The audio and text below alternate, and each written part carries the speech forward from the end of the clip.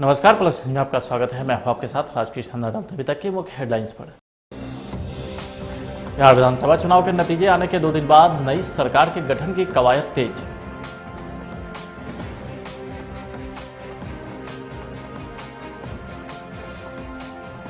महागठबंधन विधायक दल की बैठक में सर्वसम्मति से तेजस्वी यादव चुने गए विधायक दल के नेता।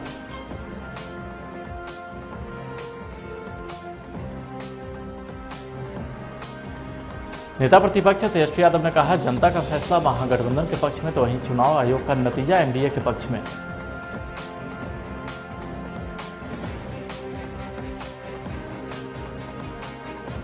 बिहार में कांग्रेस के खराब परफॉर्मेंस की वजह से नहीं बन पाई महागठबंधन की सरकार, तारिक अनवर ने दिया बयान।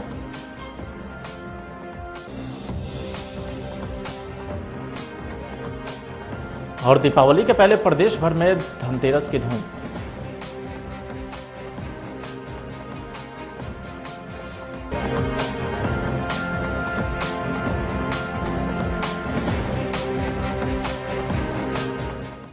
अब खबरें विस्तार से। मुख्य निर्वाचन पदाधिकारी के नेतृत्व में चुनाव आयोग की टीम ने राज्यपाल फागू चौहान को 243 नवनिर्वाचित विधायक की सूची सौंपी है। राजभवन से वापस लौटते हुए निर्वाचन पदाधिकारी एचआर श्रीनिवासन ने कहा है कि यह संवैधानिक प्रक्रिया है और उसी के तहत 243 नवनिर्वाचित विधायक की सूची सौंपी गई है। उन्होंने चुनाव में धांधली होने के विपक्ष के आरोप पर कहा है कि विपक्ष जो भी आरोप है उन सभी का समाधान किया गया। उन्होंने जो भी सूचना दी है उन सूचनाओं पर चुनाव आयोग ने अपनी तरफ से कार्रवाई की है। साथ ही उन्होंने यह भी कहा है कि विपक्षी दल के द्वारा अगर चुनाव आयोग से डॉक्यूमेंट्स, वीडियो और सीसीटीवी मांगे जाएंगे तो चुनाव आयोग उनको नियम के अनुसार देगा।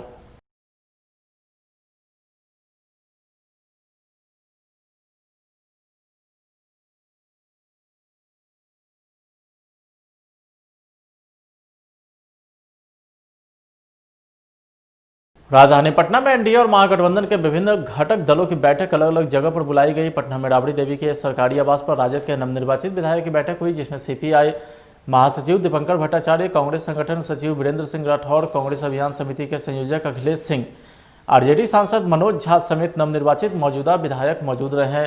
महागठबंधन विधायक दल की बैठक में मौजूदा विधायक ने एकजुटता बरकरार रखने का संकल्प लिया। नेता प्रतिपक्ष तेजस्वी यादव ने कहा है कि जनता का फैसला महागठबंधन के पक्ष में है तो वहीं चुनाव आयोग का नतीजा एनडीए के पक्ष में गया है। 2015 में हमारे पक्ष में फैसला आया था, लेकिन भाजपा चोर दरवाजे से सरकार में आ गई थी। साथ ही उन्होंने कहा कि चुनाव में गरीबी, मजदूर, शिक्षा, विकास का भी मसला उठा। महागठबंधन की बैठक में तेजस्वी यादव ने दावा किया है कि सरकार महागठबंधन की ही बनेगी। सभी विधायक को पूरे महीने पटना में ही रहने को कहा गया है। 20 साल के नौजवान को रोकने में नाकाम रहे, तब जाकर के जो बीजेपी का जो प्रकोष्ठ है, आप प्रकोष्ठ भली भांति समझ सकते हैं कि बीजेपी का प्रकोष्ठ कौन है। बीजेपी के प्रकोष्ठ ने जोर, भाग, गुना सब कुछ किया, फिर भी राष्ट्रीय जनता दल को सिंगल लार्जेस्ट पार्टी होने से रोक नहीं पाए।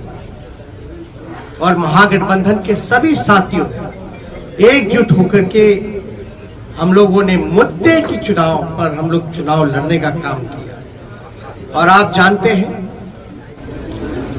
कि ये मुद्दा कुछ लोगों ने असमर्थता जताई कि नौकरी नहीं दी जा सकती, जो कि डबल इंजन का चेहरा है।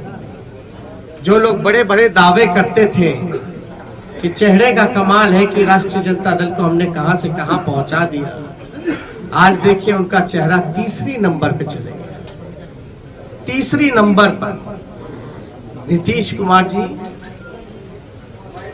साफ तौर पे ये समझ लें, भाजपा के लोग साफ तौर पे ये समझ लें, ये जो जनादेश है ये बदलाव का जनादेश है।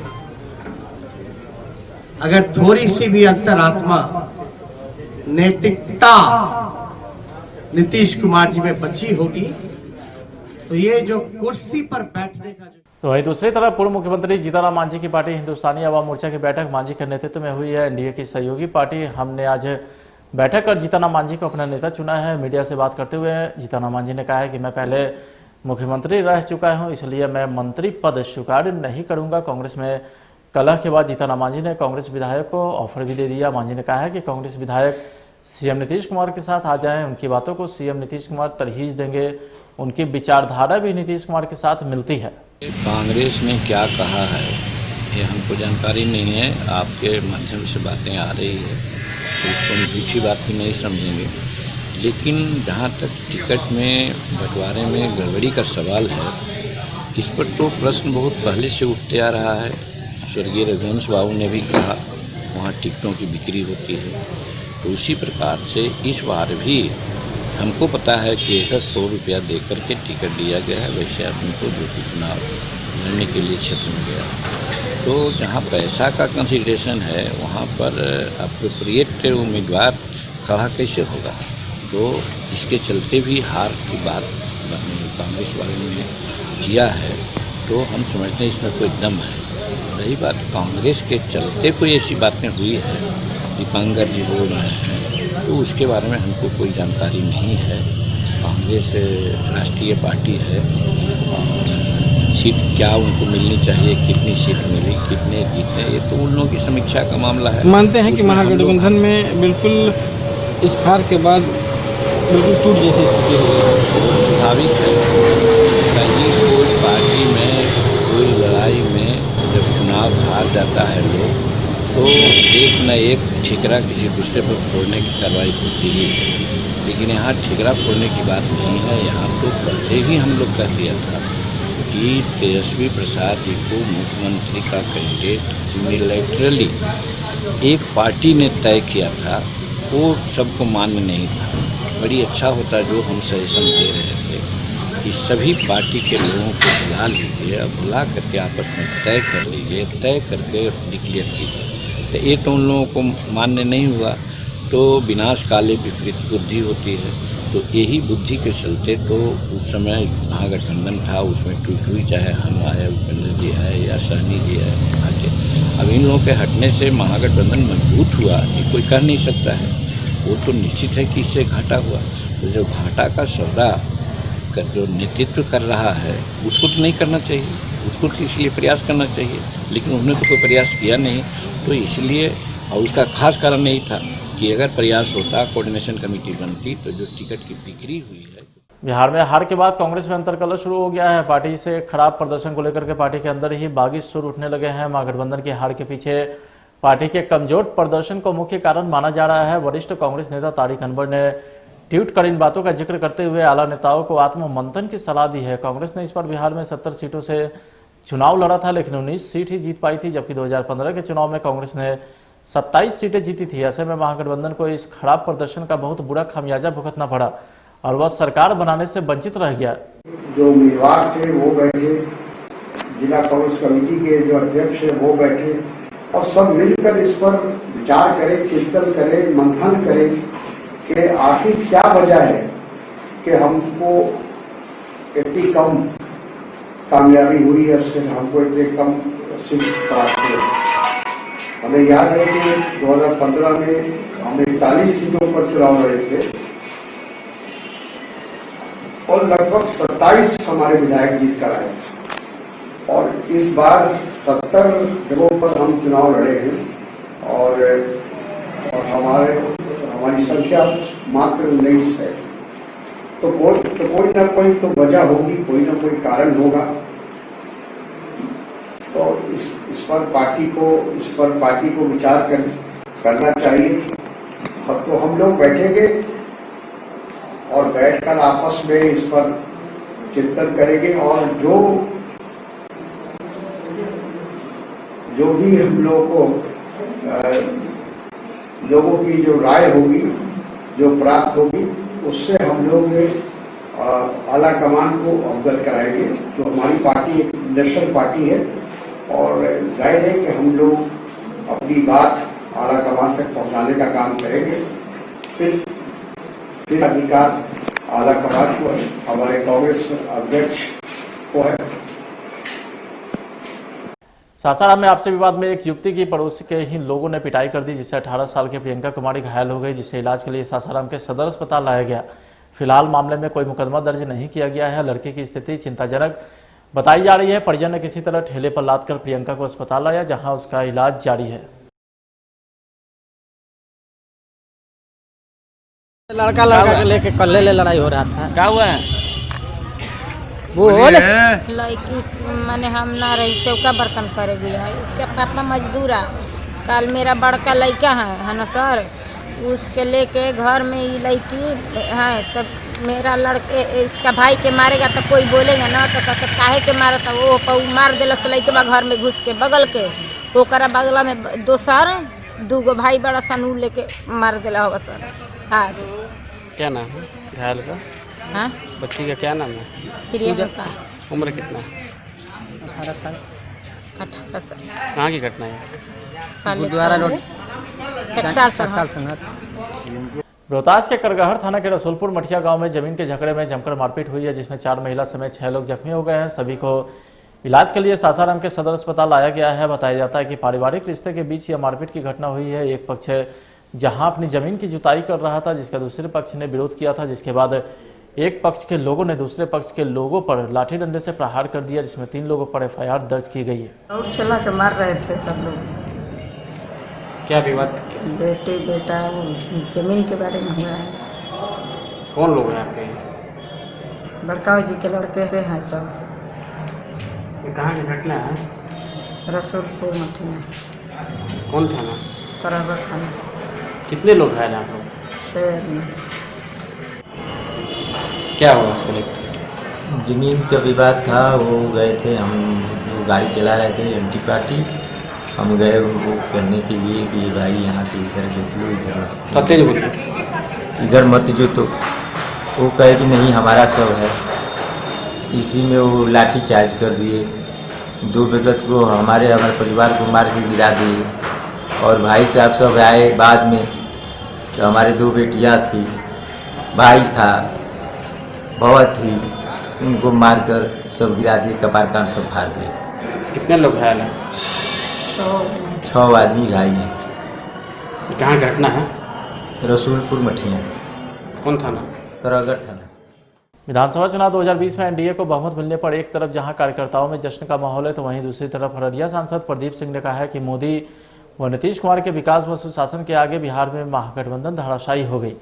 मतदाता ने पीएम व सीएम के सुशासन पर मुहर लगाया है। बिहार सहित अररिया की जनता मोदी के विकास को लेकर के वोट किया है। साथ ही बूथ स्तर पर कार्यकर्ता की मेहनत का नतीजा है। उन्होंने जिलेवासियों का शुक्रिया भी अदा किया। हम तमाम भारतीय जनता पार्टी के सभी कार्यकर्ता बूथ स्तर के सप्तऋषि तक का बड़ा संघर्ष रहा, और आपके चैनल के माध्यम से सभी कार्यकर्ताओं का, इंडिया गठबंधन का और संपूर्ण अररिया जिला के मतदाताओं का, भाइयों का, बहनों का मैं आभार व्यक्त करना चाहता हूं कि आपने सुशासन की सरकार बनाने के लिए हम लोगों पर भरोसा किया। अब सशक्त बिहार बनेगा और बिहार के विकास को आगे बढ़ाने के लिए आपने जो मतदान देकर फिर से इंडिया गठबंधन की सरकार बनाया, इसके लिए मैं अपने हृदय आत्मा से सबका अभिनंदन करते हैं और सबका आभार व्यक्त करते हैं। तमाम अररिया जिला के मतदाता। महिला इस पर बढ़ चढ़ के हिस्सा ली है मतदान में। जी देखिए, महिलाओं को हमारे बिहार के और हमारे प्रधानमंत्री जी ने जो काम किया है, जो मुख्यमंत्री जी ने, उसका ज़बरदस्त महिलाओं में असर था। जब मतदान के दौरान हम लोग गाँव जाते थे तो माताएं बहनें यही कह रही थी कि देखिए हम लोगों को जो हमारे लिए जो माताएं सरकार जो काम किया है, जो हमको कोरोना काल में खाता में पैसा भेजा। बिहार विधानसभा चुनाव के सभी सीटों के नतीजे आ चुके हैं, तो ये नतीजे आने के बाद कई प्रत्याशी इसका विरोध भी कर रहे हैं। उनकी मांग है कि रिकाउंटिंग की जाए, जिसमें एक सकरा विधायक क्षेत्र से चुनाव में हारे महागठबंधन प्रत्याशी उमेश राम हैं, जिनका साफ साफ कहना है कि मतगणना में धांधली हुई है और दोबारा भी काउंटिंग की मांग की है। उनका कहना है कि मतगणना के दौरान जो कर्मी थे उन्होंने एनडीए प्रत्याशी के पक्ष में मतगणना की है, जिसे लेकर के जिलाधिकारी को चुनाव आयोग को लिखित शिकायत भी भेजी है।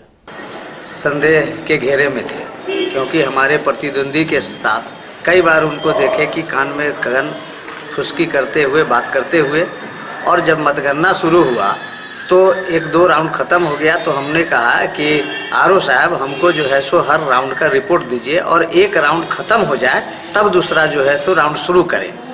लेकिन उन्होंने हमको चौथे राउंड में फर्स्ट राउंड का रिपोर्ट दिया। उसके बाद फिर नहीं दिया। फिर मैंने उनको कहा कि आप रिपोर्ट दीजिए, लेकिन उन्होंने कोई रिपोर्ट नहीं दिया। और एक राउंड ख़त्म नहीं होता था तब तक एक्स्ट्रा वहाँ पर ईवीएम का बक्सा रख दिया जाता था। और लगातार जो है सो उन्होंने बिना राउंड ख़त्म किए हुए गिनती मत क्या शुरू किए हुए रह गए। और हमारी जीत पक्की थी और हमारा करीब 1:30-2 बजे के करीब हम 447 वोट से आगे थे। उसके बाद जो है सो अचानक उन लोगों ने नाश्ता किया और नाश्ता के बाद जो है सो हमको 600 से करीब से पीछे कर दिया। उसके बाद जो है सो आधे घंटा के अंदर 27वां राउंड भी ख़त्म कर दिया। हमने पूछा जाकर के कि भाई आपको 27 राउंड कैसे ख़त्म हो गया और आप रिपोर्ट नहीं दिए, अगर दिए रिपोर्ट हमको अभी दीजिए। तो कहा है कि ऑब्जर्वर साहब आएंगे। ऑब्जर्वर साहब जो है सो 2.5-3 घंटा से गायब थे।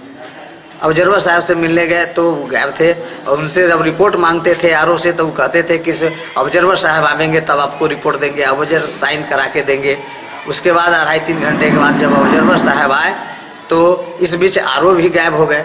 ऑब्जर्वर साहब आए और 2 मिनट में जो है सो घोषणा कर दिए कि हमारे प्रतिद्वंदी जो सत्ताधारी जदयू के उम्मीदवार हैं उनको घोषित कर दिया। पटना सिटी नीम घाट में Shikha Sharma fat to slim का शुभारंभ पटना साहिब की मेयर सीता साहू, समाजसेवी व भाजपा नेता नितिन रिंकू व जदयू महानगर प्रदेश अध्यक्ष रंजीत प्रभाकर यादव के द्वारा फीता काटकर किया गया। आरती प्रभाकर ने बताया कि हम सबके किचन में ऐसे जादुई मसाले हैं जिससे हम अपने बढ़ते हुए वजन को कम कर सकते हैं और स्वस्थ भी रह सकते हैं। आरती प्रभाकर ने हमें मसालों का सही उपयोग कैसे करें इसके बारे में जानकारी भी दी। साथ ही उन्होंने बताया कि फैट टू स्लिम से जुड़कर अपने आप को फिट व हेल्थी रखें। देखिए, इस कोरोना ने हम लोगों को सिखा दिया है कि हम लोग को स्वस्थ रहना और खान पान पे कंट्रोल रखना ये बहुत ही आवश्यक है। और कोरोना काल में भी कई प्रसिद्ध डॉक्टरों ने मसाला का उपयोग ज़्यादा करने की सलाह दी थी। तो ये जो फैट टू फाइट जो ये डाइटिंग और ये मसाले का जो उपयोग करने का जो खुला गया है, तो ये निश्चित रूप से कोरोना काल में हम लोगों को काम आएगा। और इंसान को फिट रहने के लिए स्वस्थ रहना जरूरी है और स्वस्थ रहने के लिए वजन कंट्रोल में रहना जरूरी है। इसलिए मेरी शुभकामना है फैट एंड फाइट के संचालक रंजीत प्रभाकर जी को और आरती प्रभाकर जी को कि आपने बहुत सही समय पे ये अभियान चलाया है और ये शुभारंभ किया है अपनी संस्था का, जिसमें आप घरेलू मसाले से लोगों को स्वस्थ रखने का सलाह देंगे।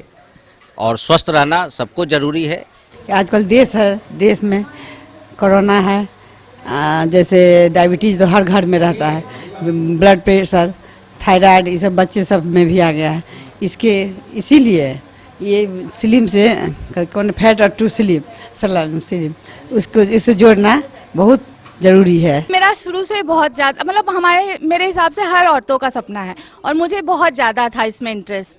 तो मैं डाइट लेती थी, तो फिर मैंने सोचा मुझे लॉकडाउन ये है जिसमें बहुत कुछ लॉस हुआ है बहुत लोगों का, पर मैं कह सकती हूँ कि सिक्के के 2 पहलू की तरह है। जैसे बहुत लोग को बहुत नुकसान हुआ है, मगर मुझे लॉकडाउन में ये अपॉर्चुनिटी भी मिली है कि मैं इस अपने हाउसवाइफ से अपने आप को बिजनेस वुमेन इंट्रोड्यूस कर पा रही हूँ, क्योंकि ये अपॉर्चुनिटी मुझे सिर्फ लॉकडाउन के ही कारण मिली है। क्योंकि किसी भी हाउसवाइफ के पास इतना टाइम नहीं है कि 5 महीना 6 महीना घर छोड़ के जाके कोई कोर्स करे। अररिया शहर के अनवार मार्केट उमा टॉकीज सिनेमा के अपोजिट टेलर की दुकान सहित 4 दुकानों में भीषण आग लग गई है। दुकान में रखा सारा सामान जलकर राख हो गया है, जिसकी अनुमानित कीमत लाखों रुपया बताया जाता है। बिजली की शॉर्ट सर्किट से यह आग लगी है। स्थानीय लोग और दमकल की मदद से आग पर काबू पाया गया।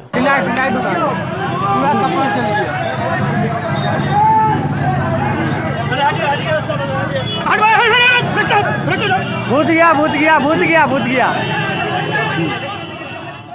सासाराम के सदर अस्पताल में मानसिक रोगियों के लिए विशेष इलाज की व्यवस्था की गई है। इसके लिए साइकियाट्रिस्ट तथा स्पेशलिस्ट की तैनाती की गई है, लेकिन इन दिनों यहाँ ज़्यादातर डिप्रेशन के मरीज पहुँच रहे हैं। क्लिनिकल साइकियाट्रिस्ट इनका काउंसलिंग करते हैं। अगर दवा की आवश्यकता होती है तो स्पेशलिस्ट के द्वारा उनका इलाज भी किया जाता है। सदर अस्पताल में मानसिक रोगियों को इससे काफ़ी फायदा भी पहुँच रहा है। किस तरह की डिपेंड करता है पेशेंट जिस तरह का है। अगर काउंसलिंग का सिर्फ ज़रूरत है तो काउंसलिंग के लिए, अगर साथ में अगर दवा चलाना है तो दवा भी चलता है। मैंने किस तरह से जहाँ काउंसलिंग किया जाता है? किस क्लिनिकल साइकोलॉजिस्ट हैं वो काउंसलिंग करते हैं, और जहाँ मेडिसिन चलाने की बात है तो हम साइकियाट्रिस्ट हैं, दवा हम लिखते हैं। अच्छा। रोहतास जिले के विभिन्न हाई स्कूलों में 10वीं और 11वीं क्लास का सेंटर टेस्ट परीक्षा शांतिपूर्ण माहौल में शुरू हो गया है, जिसमें हजारों की संख्या में छात्र और छात्राओं ने भाग लिया। इस दौरान स्कूल में कोरोना काल के गाइडलाइन के अनुसार छात्रों की परीक्षा ली जा रही है। परीक्षा के दौरान छात्र और छात्राओं को नकल से परहेज की हिदायत भी स्कूल के प्रधानाध्यापक के द्वारा दी जा रही है। और 10th के क्लास के सारे बच्चों का परीक्षा चल रहा है। सेंटर जो बिहार विद्यालय परीक्षा समिति द्वारा घोषित किया गया है 24 से पहले परीक्षा खत्म करने का और रिजल्ट घोषित करने का। परीक्षा के दौरान कोविड-19 के जो प्रोटोकॉल लागू किया गया है, इस विद्यालय में सभी शिक्षक और कर्मी कोविड-19 के जो भी रूल हैं उसको फॉलो कराते हुए परीक्षाएं संचालित की जा रही हैं। उपलब्ध जितने भी संसाधन हैं उसको रखते हुए विद्यालय में परीक्षाएं जो है सोशल डिस्टेंसिंग और बच्चों को मास्क आवश्यक किए गए हैं। जो बच्चे मास्क नहीं लगा के आ रहे हैं उनके लिए क्या किया जाए? उनको मास्क अगर उपलब्ध कराए जा रहे हैं और जो नहीं लगा रहे हैं उनको परीक्षा से बाहर रखा जा रहा है। लेकिन अभी तक इस विद्यालय के सभी बच्चों ने मास्क और कोविड का भी पालन किया है और सभी परीक्षा जो है साफ सुथरी और स्वच्छ विद्यालय परीक्षा समिति के नियमानुसार संचालित हो रहे हैं और सभी बच्चे अनुशासित तौर पर परीक्षाएं दे रहे हैं। इंटर में लगभग 426 और बोर्ड में 514 बच्चों का परीक्षा चल रहा है। परीक्षा कब से कब तक चलेगा? 11 से 19 तक परीक्षा का संचालन है प्रोग्राम, उसके बाद प्रैक्टिकल है। लोक आस्था के महापर्व छठ को लेकर के सासाराम में अभी से ही तैयारियां शुरू हो गई है। सासाराम के दुर्गा कुंड में छठ व्रतियों के लिए तालाब की सफाई की जा रही है। नगर परिषद के द्वारा यह सफाई अभियान चलाया जा रहा है। आपको बता दें कि लॉकडाउन के दौरान तालाब का उपयोग नहीं होने के कारण काफी गंदगी फैल गई, जिससे नगर परिषद के कर्मियों के द्वारा साफ सफाई कराया जा रहा है। अभी यहाँ नगर परिषद के द्वारा सफाई कार्य कराया जा रहा है। दुर्गा कुंड के हर साल की भांति छठ पूजा का किया जाता है। यहाँ पर यहाँ के लोगों द्वारा छठ पूजा का संपन्न किया जाता है।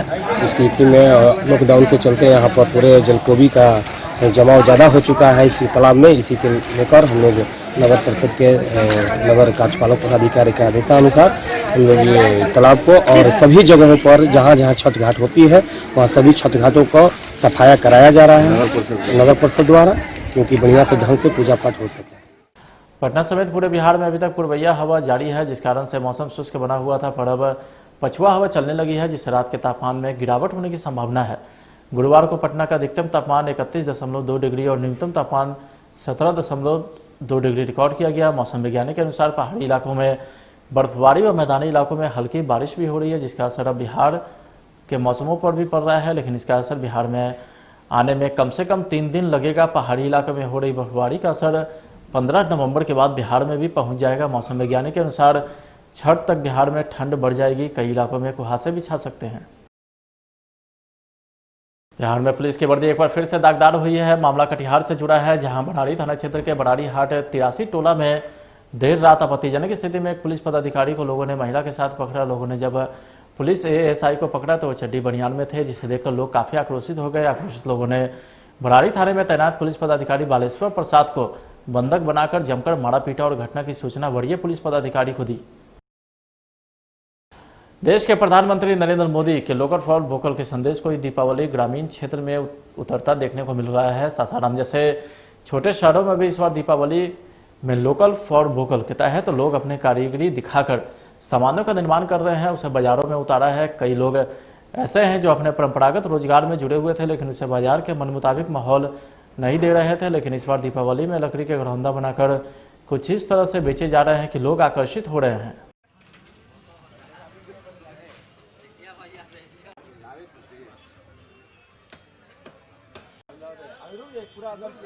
ये हम लोग अपने हाथों से कलाकारी करके अपना ये सब जो भी है आइटम अपना निर्माण किए हैं और इसका पहल माननीय प्रधानमंत्री मोदी जी को जाता है, जो बोले लोकल इज वोकल। मैंने किस तरह के क्या क्या प्रोडक्ट और बनाते हैं इसमें आपका? अभी तो हम लोग जुड़े हुए थे फर्नीचर से, लेकिन जब ये क्या कहलाता है कि लोकल इज वोकल का क्या कहलाता है कि जरा सा भाव आया तो हम लोग जो अपना दबा हुआ जो जिसका मतलब जो दब गया था उसको फिर उबारना हम लोग चालू किए और मुझे करीब करीब सभी आकर्षित होकर एक बार जरूर देखते हैं और कहते हैं आते हैं कहाँ, अरे ये तो हम बना ही लेंगे। तो हम लोग बोलते हैं अरे यार भाई हम लोग बना लेंगे, बिल्कुल बना लेंगे। हम लोग का बना हुआ चीज़ था और हम लोग दूसरे देश के सामान पर निर्भरता जो हो गए थे अपने आप पर होंगे तो हमारे देश की भी विकास होगी और उन्नति होगी। इसलिए अपने पहला बार प्रदर्शन किया। अच्छा, ये आत्मनिर्भर बनने का ये जी, ये हम लोग का आत्मनिर्भर होने का ये मार्गदर्शन है। अररिया के बैरगनिया थाना पुलिस ने भंगिया पुल के पास वाहन चेकिंग के दौरान एक मैजिक गाड़ी से विभिन्न ब्रांड के 529 लीटर विदेशी शराब के साथ 2 कारोबारियों को गिरफ्तार किया है। जानकारी देते हुए अररिया एसडीपीओ ने बताया कि पुलिस के द्वारा सघन वाहन जांच अभियान चलाया जा रहा है। उसी क्रम में बंगाल नंबर की एक मैजिक गाड़ी से शराब बरामद की गई। गुप्त सूचना मिला था कि बंगाल से शराब का एक खेप लेकर फारबिसगंज में या इधर सहरसा सुपौल में कहीं डिलीवरी देने वाला है। तो उस सूचना पर SHO बैरगाछी भंगिया पुल के पास लगे हुए थे। जो पिकअप था उसको रोका गया। उस पिकअप के ऊपर में नारियल और नारियल का छिलका ये सब रखा हुआ था, जो कि लोगों को लगे कि छठ के सामग्री के लिए नारियल अभी खपत होता है, वो रखा था और अंदर में शराब का था। तो 59 कार्टून शराब उससे बरामद हुआ। 1412 बोतल है, जिसमें कि इंपीरियल ब्लू और मैकडॉल्स 2 ब्रांड का शराब था। 529 लीटर टोटल शराब बरामद हुआ। 2 व्यक्ति इसमें गिरफ्तार हुए हैं शमसुद्दीन पिता इसमुद्दीन और मानिक पिता निताई। ये माटीगढ़ा का रहने वाला है। माटीगढ़ा दार्जिलिंग जिला के अंतर्गत पड़ता है। इसने स्वीकार किया है कि हम इस शराब की डिलीवरी संतोष ठाकुर जो फारबिसगंज का रहने वाला है उसको देने जा रहे थे। गिरफ्तार व्यक्ति से अन्य कड़ी के संबंध में भी पूछताछ किया जा रहा है। जो इसमें पुलिसकर्मी सम्मिलित थे इस छापामारी में, उनको पुरस्कृत करने के लिए पुलिस अधीक्षक के पास प्रस्ताव भेजा जा रहा है। पटना के लंगटोली स्थित दुबे क्लिनिक के निदेशक व समाजसेवी डॉक्टर सुनील कुमार दुबे ने हम पार्टी के राष्ट्रीय अध्यक्ष व पूर्व सीएम जीतन मांझी व उनके बेटे MLC संतोष मांझी से उनके पटना स्थित आवास पर जाकर मुलाकात की व जीत की बधाई दी है। इस दौरान करीब 1 घंटे तक उन दोनों के बीच कई सारे मुद्दों को लेकर के बातचीत भी हुई। आप तस्वीरों में साफ देख सकते हैं कि डॉक्टर सुनील कुमार दुबे बुके लेकर जीतन मांझी व संतोष मांझी को बधाई दे रहे हैं। इसके पहले भी जीतन मांझी डॉक्टर सुनील दुबे के घर पर कई बार जाकर उनका हालचाल भी जाना था। दोनों परिवारों के बीच काफी नजदीकी भी रिश्ता है।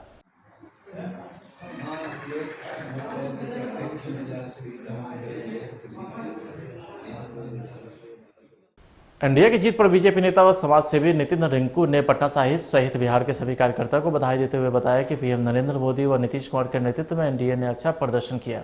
पुनः एक बहुमत के साथ जीत हुई है। माननीय प्रधानमंत्री श्री नरेंद्र मोदी जी और आदरणीय मुख्यमंत्री श्री नीतीश कुमार जी के नेतृत्व में यह चुनाव लड़ा गया था और एनडीए को अपार सफलता मिली है। और मैं एनडीए के तमाम नेताओं और कार्यकर्ताओं को हार्दिक अभिनंदन और जो बिहार के मतदाता हैं उनका भी धन्यवाद और अभिनंदन करता हूँ। पटना सिटी के नदी घाट के सबलपुर स्थित 6 लेन पुल के पास बीती रात जुआ खेलने के विवाद में गोली लगने और मॉब लिंचिंग में 3 युवक की मौत हो गई है। बताया जाता है कि विवाद होने पर पहले एक युवक को गोली मारा गया था। फायरिंग से गुस्साए आसपास के लोगों ने 2 युवक की पीट कर हत्या कर दी। गोली से घायल युवक को इलाज के लिए पीएमसीएच भेजा गया, जहां इलाज के दौरान दोनों की मौत हो गई। मृतक में गोली से मौत हुए युवक जितेंद्र कुमार सबलपुर का रहने वाला था, जबकि दूसरा युवक मुन्ना दास सबलपुर और मेहंदीगंज के रानीपुर पटना सिटी का रहने वाला था। तीनों शवों को पोस्टमार्टम के लिए भेज दिया गया है। मौके पर ग्रामीण एसपी कामतेश मिश्र सहित कई थाने की पुलिस मौके पर पहुंचकर जांच में जुटी है। मर्डर की बात आ रही है, क्या है ये प्रकरण, कैसे हुआ और कब हुआ? कल रात्रि में 11 बजे थाना सूचना मिली थी कि यहाँ पर कुछ लोग नोकझोंक हो रही है और कुछ व्यक्ति घायल हैं। यहाँ आकर अनुसंधान किया गया तो पता चला कि यहाँ ग्रामीण कुछ यहाँ बैठे हुए थे और किसी बात को लेके एक अन्य ग्रामीण है, इसका नाम मुन्ना दास बताया जा रहा है, उनसे उसकी बहस हो गई। तो मुन्ना दास ने हथियार से फायरिंग कर दिया, जिससे कि जितेंद्र कुमार नाम के लड़के की मृत्यु हो गई जी अस्पताल में जाने के बाद। और फिर कुछ ग्रामीणों ने जिन्होंने फायरिंग किया तो उनको पकड़ लिया और उनके साथ मारपीट की और मारपीट कर उनको नदी के किनारे फेंक दिया। तो हमारी टीम उनको अस्पताल पहुंचाई, लेकिन अस्पताल में उनकी मृत्यु हो गई। जो मुन्ना दास जिन्होंने फायरिंग किया था और उनका एक और साथी है जिसकी आइडेंटिफिकेशन नहीं हो पाई है, संभवतः वो मेहंदीगंज थाना का बताया जा रहा है। तो इस क्रम में ये हुई है घटना, पोस्टमार्टम कराया गया है और बाकी हम लोग इन्वेस्टिगेशन कर रहे हैं। तो मॉब लिंचिंग में 2 लोग शिकार हुए? हाँ जी, 2 लोगों की। मुन्ना दास हो गया सर। मुन्ना दास है और एक अज्ञात है, जिन प्रोबेबली बताया जा रहा है कि वो मेहरीगंज थाना का सिटी का है। जी। पता कर रहे हैं वो थाने। जितेंद्र कुमार ये दोनों यहीं के हैं। जितेंद्र कुमार यहीं के हैं और मुन्ना दास भी यहीं के हैं। अजीत उर्फ एतवारी का भी नाम आ रहा है सर इसमें। अभी इस पर आप टिप्पणी नहीं कर पाएंगे, हम लोग इन्वेस्टिगेशन कर रहे हैं। सर तो इन लोगों के बीच जो कुछ हुआ इसका कारण क्या रहा होगा, विवाद का कारण? कारण वही हम लोग तलाश रहे हैं, किस बात को लेकर नोकझोंक हो गई है। लेकिन जैसा कि बताया जा रहा है कि मुन्ना दास आपराधिक किस्म के व्यक्ति थे और प्रोबेबली कुछ घटनाओं में उनका नाम आया हुआ था। तो हम लोग संबंधित थाना से पता कर रहे हैं कि उनके खिलाफ कितने मामले दर्ज हैं। सुन रहे हैं कि सर जुआ खेलने का विवाद है। हाँ जी, हम लोग ऐसा सुन रहे हैं, लेकिन खुले तौर पर घर वालों ने इस बात को मना किया हुआ है। फिलहाल आज की खबरें बताइए, आप देखते रहे प्लस न्यूज़। नमस्कार।